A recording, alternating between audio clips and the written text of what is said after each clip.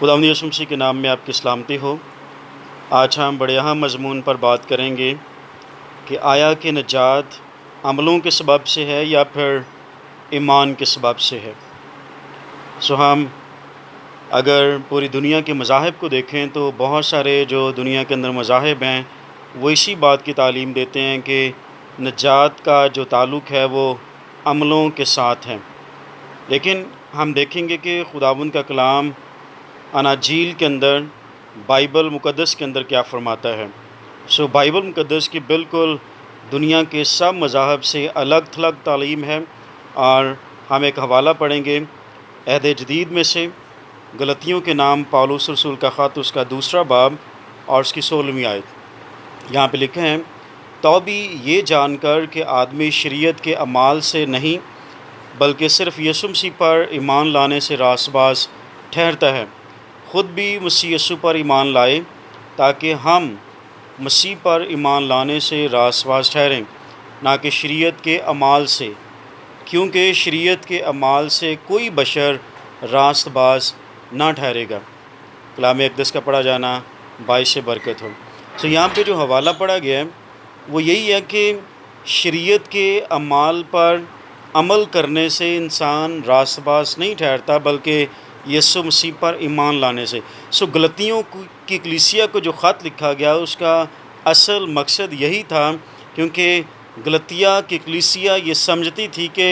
شاید شریعت پر عمل کرنے سے ہمیں نجات ملتی ہے، لیکن یہاں پہ پالوس رسول نے اس بات کو واضح کیا کہ نجات ہمیں صرف اور صرف یسوع مسیح پر ایمان لانے سے ملتی ہے، اس کے اندر شریعت پر اعمال کا کوئی عمل دخل نہیں ہے،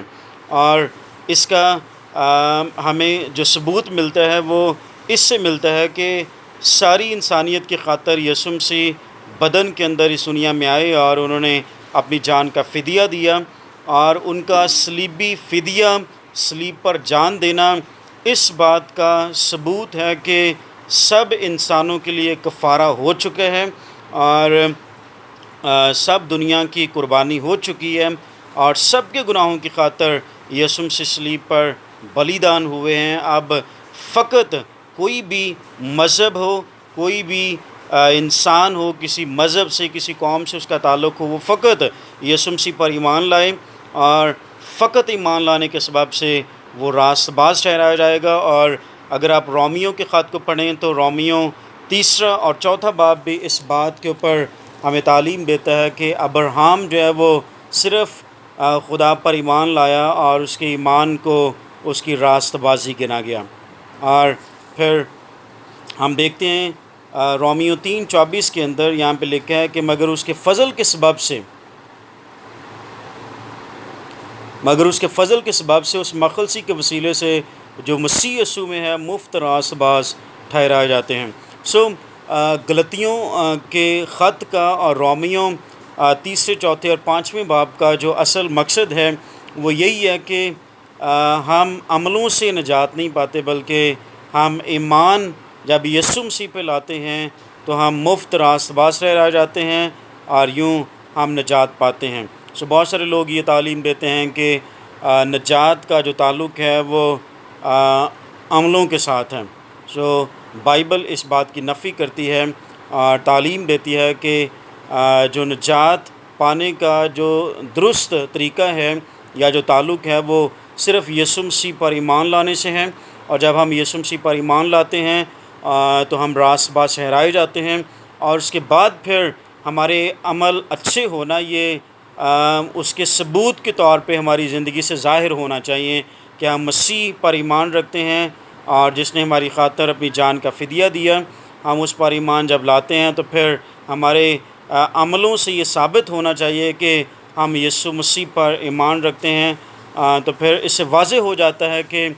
دراصل جو نجات پانے کا عمل ہے وہ عملوں سے نہیں ہے بلکہ ایمان کے ساتھ ہے، اور جب ہم مسیح پر ایمان لاتے ہیں اور اس کے بعد پھر نیک اعمال کرتے ہیں تو یہ پھر دراصل ہماری نجات کا باعث بنتا ہے۔ یوں ہم کہہ سکتے ہیں کہ نجات کا جو دار و مدار ہے یا جو اس